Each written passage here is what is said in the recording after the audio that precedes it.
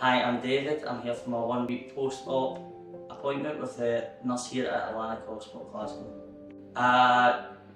It was a weird experience because I've never had a surgery before, but everybody here made me feel like I felt quite under pressure when I first woke up originally, but everybody calmed me down and helped me feel a lot more relaxed about the situation.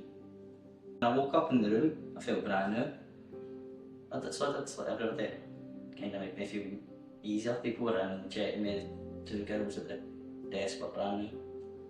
I feel a lot better than I've expected to feel originally.